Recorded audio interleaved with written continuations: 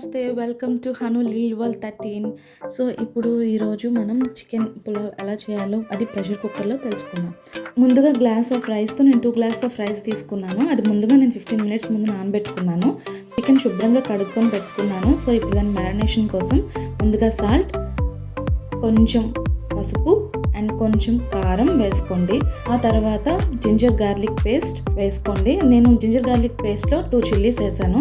So వేసుకోండి. తర్వాత కొంచెం ధనియా పౌడర్ వేసుకోండి, కొంచెం కర్డ్ వేసుకోండి. ఇవన్నీ వేసుకొని బాగా మిక్స్ చేయండి. ముక్కలకు పట్టేలా బాగా కలపండి.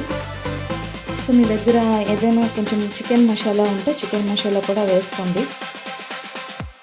అదిగోండి, చికెన్ మసాలా కూడా వేసుకొని బాగా కలపండి. సో దాన్ని ఒక 15 మినిట్స్ మీరు పక్కన పెట్టుకోండి, సరిపోతుంది.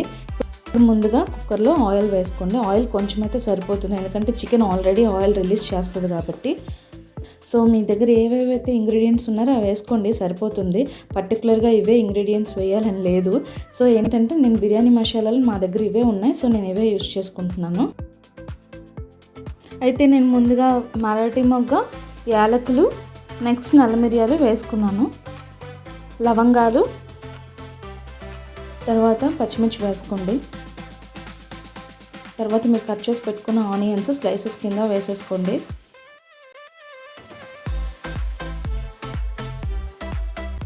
దాన్ని బాగా సాట్ చేసుకోండి. సో ఇవేంటంటే కొంచెం మనకి కొంచెం కలర్ చేంజ్ అయితే సరిపోతుంది, మరీ అంత ఎక్కువగా ఫ్రైడ్ ఆనియన్స్లా అవ్వాల్సిన అవసరం లేదు. ఇది ఇప్పుడు బ్యాచిలర్స్ కానీ లేదంటే కొత్తగా పెళ్ళైన వాళ్ళు కానీ చేసుకుంటే చాలా బాగుంటుంది. మీ ఇంట్లో వాళ్ళైతే ఇంప్రెస్ అయిపోతారు, మీ ఫ్రెండ్స్ కూడా చాలా ఇంప్రెస్ అవుతారు. ఎందుకంటే చాలా ఈజీ రెసిపీ, సింపుల్ ఇంగ్రీడియంట్స్తో చాలా ఈజీగా మీ దగ్గర ఉన్న వాటితోనే చేసుకోవచ్చు.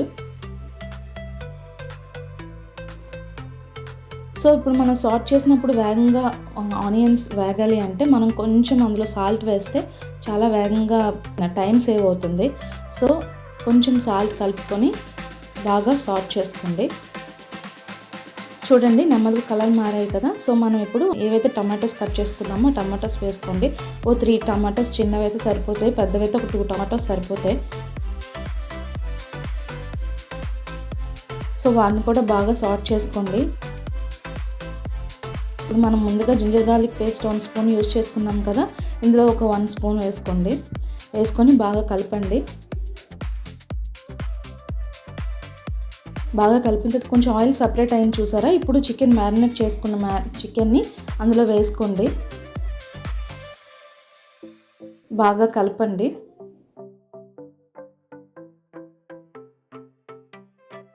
ఎన్నిసార్లు చేసినా ఎప్పుడు చేసినా చాలా బాగా కుదురుతుంది. సో ఇప్పుడు 5 మినిట్స్ కలిపిన తర్వాత చూడండి, ముక్క కొంచెం సాఫ్ట్ అవుతుంది. చికెన్ పీస్ కొంచెం సాఫ్ట్ అవుతుంది. అయిన తర్వాత మీరు కొంచెం దాని మీద కరివేపాకు, కొంచెం కొత్తిమీర వేసుకోండి. వేసుకొని మళ్ళీ కలుపుకోండి. చూడండి, బాగా పట్టిన తర్వాత మా దగ్గర బిర్యానీ మసాలా ఎవరెస్ట్ ఉంది. మీ దగ్గర ఆచి ఉంటే, ప్రియా ఉంటే మీ ఇష్టం, వేసుకోండి. మా దగ్గర ఏంటంటే బిర్యానీ పౌడర్ మేము హోమ్మేడ్ చేసుకుంటాం, కాకపోతే అది అయిపోయింది. సో మళ్ళీ అది చేసినప్పుడు మీకు వేరేగా వీడియో కావాలంటే నేను వీడియో పెడతాను చేసి. సో వేసుకున్న తర్వాత మీరు మళ్ళీ కలుపుకోండి. చూడండి, నేను అసలు ఆయిల్ వేసుకోలేదు, ఎందుకంటే చికెన్ ఆయిల్ రిలీజ్ చేస్తుంది. సో ఆయిల్ సరిపోతుంది, అంత ఎక్కువగా ఆయిల్ వేయాల్సిన అవసరం లేదు.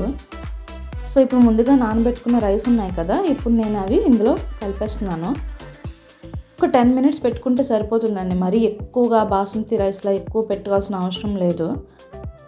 నన్ను అడిగితే Sona Masuri is the best option అండి. ఈ పులావ్కి చాలా బాగుంటుంది, ఒకసారి ట్రై చేయండి.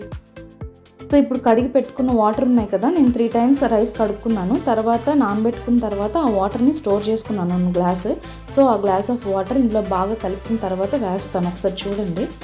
ఇప్పుడు బాగా సాట్ చేసుకోవాలి. చికెన్ పీసెస్, టమాటో, ఇది మసాలా అన్నీ రైస్కి పట్టేలాగా కలుపుకోండి. కలుపుకున్న తర్వాత 1 గ్లాస్ ఆఫ్ వాటర్ ఉన్నాయి కదా, ఆ వాటర్ వేసుకోండి.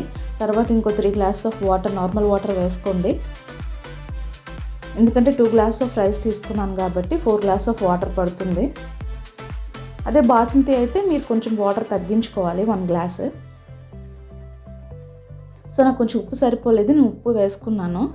సో మళ్ళీ కలపండి, మళ్ళీ కలిపి చూసుకోండి ఒకసారి అన్నీ సరిపోయాయా లేదా అని చెప్పి. కొంచెం ఇలా బాయిల్ అయితే సరిపోతుంది వాటర్. సో ఇప్పుడు ఏం చేస్తారంటే ఒకసారి కలిపేసుకున్న తర్వాత మీరు కుక్కర్ పెట్టేసుకోండి విజిల్కి. 3 విజిల్స్ వచ్చినంత వరకు వెయిట్ చేయండి.